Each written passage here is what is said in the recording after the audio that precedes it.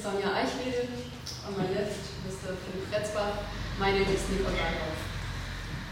Well, the two parties are present. We have the claimant, an enterprise from Mediterranean, from the country Mediterranean, called Trawler Supply. Who are the legal representatives for the claimant? Presiding, I would first like to introduce to you my dear co-counsel, Michael Boven, who will argue on the merits of the case. My name is Mark Schönhardt and I will present the jurisdictional issues. We both represent the claimant Mediterranean Trawler Supply case. Thank you very much. So the council's correspondent, would you please also introduce yourselves? Of course. I would like to introduce to you my dear co-counsel Rüdiger Robach. He will argue on merits later on. My name is Nadine Kirsch and I will take the procedural part. Thank you very much. So I think we can move forward to the core of the dispute. We have two issues to discuss today. The first issue is the procedural issue, whether or not the claimant is responsible for an article publishing confidential information about this dispute. And as a second substantive issue would be whether the claimant properly examined the tweet delivered by the respondent. And we would like to discuss the two issues, issue by issue, not all in total. And for the procedural part, we do have a specialty here. Actually, the respondent is claiming that he did something wrong, namely that he published confidential information or helped to publish confidential information. So the respondent is claiming and not the claimant, and therefore the tribunal would suggest that the respondent goes first on the jurisdictional issue, followed by the claimant's arguments on the procedural part. And for the substantive part, the claimant will go first, like the normal procedure, followed by the respondents. And we may have one brief minute for a short rebuttal after each issue. Is that acceptable for the parties? Counsel for the claimant agrees. So then, what's yours? Thank you, Madam Presiding Arbitrator Bylaw, honorable members of the arbitral tribunal, distinguished colleagues. It is our submission that the claimant violated its confidentiality obligation under Article 8 of the Milan Rules by giving an interview to Commercial Fishing Today. Respondent respectfully requests the tribunal to find that the claimant violated its confidentiality obligation and should therefore be held liable. Normally, a respondent is informed by the arbitral institution that it will be the respondent in arbitral proceedings. However, in the present case, our client had to learn from a newspaper, along with its readers in 45 countries, that it will be the respondent in these arbitral proceedings. By giving this interview, claimant revealed sensitive information to the newspaper and thereby violated Article 8 of the Milan Rules. In this interview, claimant revealed the parties. Claimant revealed who will be claimant and who will be respondent in the present dispute. Claimant also revealed the contract matter, namely the squid. And claimant revealed that there will be a claim for losses. And furthermore, and the most important thing, claimant revealed the existence of these arbitral proceedings. All these facts are covered by Article 8 of the Milan Rules because Article 8 of the rules requires the parties to keep all information concerning the proceedings confidential. Sorry, Counsel, to interrupt you, but why is Article 8 applicable in the case at hand? Because if you look at Article 27 of the model law, it states that proceedings begin when respondent, namely you, receives the request for arbitration, and the interview was given before you received the request for arbitration. This is correct, Mr. Retzbach. However, in the Milan Rules, we have Section 2. And Section 2 is entitled Commencement of the Proceedings. And the first article under this section is Article 9, which is the request for arbitration. Therefore, we don't need model law because the Milan rules are totally enough to solve this problem, and therefore the proceedings start by the request for arbitration, and this was filed before the interview was given, and therefore claimant breached its confidentiality obligation to which it was bound. Thank you. This concludes your presentation. This concludes my presentation. And thank you very much. And we switch to the claimants. Thank you, Madam Presiding, honorable members of the arbitral tribunal, distinguished colleagues. Contrary to the argument brought forward by a respondent, I have one submission to present to the tribunal. That is, claimant was under no obligation of confidentiality, and even if there was a confidentiality obligation, claimant did not reveal any confidential information. Coming to the first point. As already raised by arbitrator Etzbach, the Danubian procedural law suggests that the proceedings start at the point of time when the respondent receives the request for arbitration. And this also makes sense, because as a contractual matter of dispute resolution, the respondent has to be aware of the situation, and therefore the parties cannot be bound to rules to which they did not agree. Furthermore, I want to direct the tribunal's attention to Article 8 of the Milan rules and disagree with what counsel for respondent brought forward. The wording Article 8 is, in the first paragraph, the parties, the arbitral tribunal, the expert witnesses shall keep the proceedings and the arbitral award confidential, except in the case it has to be used to protect one's right. And therefore, the phrase of all information relating to the proceedings is not in this set of rules. And now we have to ask ourselves, what is the proceedings? The proceedings, as I already stated, only begin when the respondent receives the request for arbitration. And in our case, the respondent did not receive the request before the interview was given. Therefore, there were no proceedings at hand. And consequently, the claimant was not bound to any confidentiality obligation.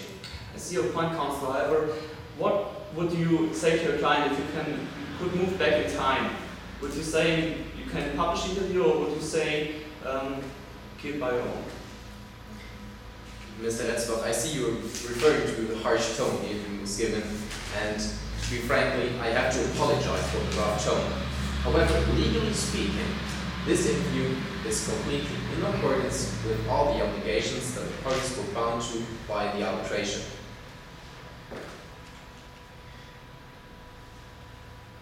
The second point was, even if there was a confidentiality obligation, claimant did not reveal any confidential information.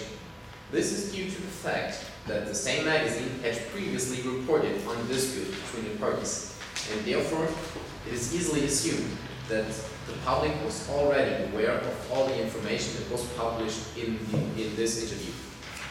And consequently, even if there was a breach, even if there was a confidentiality obligation, the information published by claimant could not be considered sensitive anymore, and therefore this does not constitute a breach of confidentiality. This would conclude my submission. Thank you very much for your attention. Thank you very much. Is there any wish for a rebuttal on your side? Nice. Claimant argues that the proceedings do only start when the respondent receives the request for arbitration.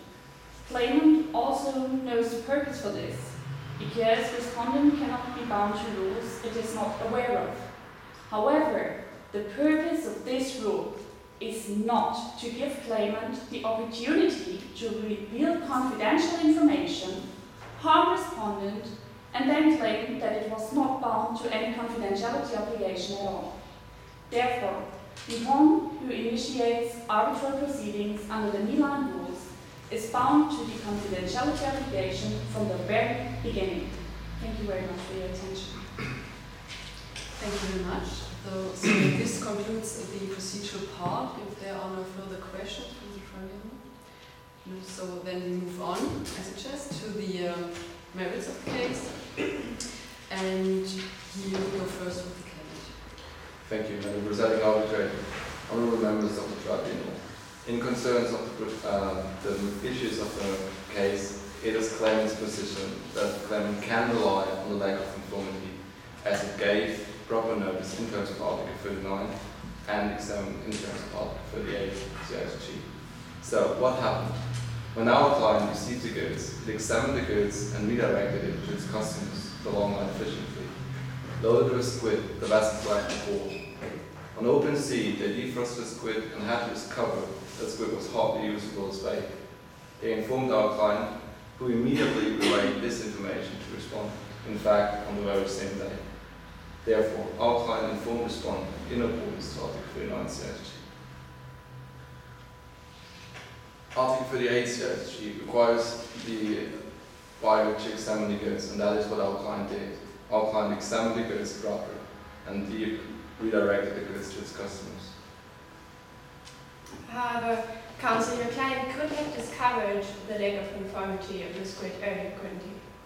Even if the tribunal should find that claimant could have discovered the lack of conformity when it performed its examination, it is still, the notice given by our client is still within a reasonable time in accordance to Article 39 CISG, as it is within the so-called noble month rule, which is established in international case law. And this rule states that the notice has to be given in 4 weeks, and that is what our client did. 4 weeks after the delivery, and that was on 1st July. The notice was on 29th of July. Therefore, our client can rely on the lack of conformity. Thank you very much. This concludes your presentation. Yes. Thank you very much. So, Mr. Novak. Thank you, Madam Presiding. Contrary to what counsel for claimant argued, claimant did neither perform a proper examination nor did it give timely notice. Let's put the story counsel for claimant told into some law. First of all, we have Article 38 of the CISG requiring the buyer to perform an examination. However, the examination performed by claimant was insufficient by any standards. Counsel, which examination would have been reasonable under the given circumstances? Counsel, claimant inspected 5 out of 20,000 cartons of squid. 5 out of 20,000, this is, to put it into money, $80 and a total purchase value of $360,000. A reasonable amount, Mrs. Eichwede, would have been maybe 120 packages. There is case law saying that in this case, what international testing agencies would inspect could be considered reasonable. In this case, we had such a testing agency, the TGT laboratories. They inspected 120 packages, and this is what is considered to be reasonable. Second, counsel for claimant said that the notice by any means was timely, and he raised the so-called noble month rule. However, this noble month rule is just a general standard. It was brought forward by international case law to facilitate the definition of what is reasonable. However, what is reasonable is always defined by the circumstances of a case. In the case at hand, the circumstances were as following. First of all, the examination was easy and could be done within 2 hours. And second of all, the goods were perishable. Perishable goods means that they perished from the very first moment they were delivered. It is true that they were defrozen, however they perished, and therefore the time to give notice had to be shortened. In this case, what would have been reasonable would have been maybe 1 week or 2. The notice after 4 weeks was not reasonable, and therefore claimant cannot rely on any lack of conformity. Thank you very much. Thank you very much, counsel, for your arguments. We have left one short rebuttal, if you wish. Mr. Yes, Bogen. I would like to rebut. I would like to address 2 points. First, concerning the examination. Imagine the amount our client examined. Imagine the squid between us in this room. That would be 400 single pieces of squid between us. That amount can be considered as reasonable in the given circumstances. And in concerns of the period of time for giving notice, a high regional court of Spain found in the case of frozen crabs, which are perishable goods, the noble month is applicable. And in our case, our client gave notice within the noble month and therefore can rely on the lack of performance. Thank you very much. Thank you very much, Council. This ends the presentation of all. Thank you very much, and we would consider your arguments very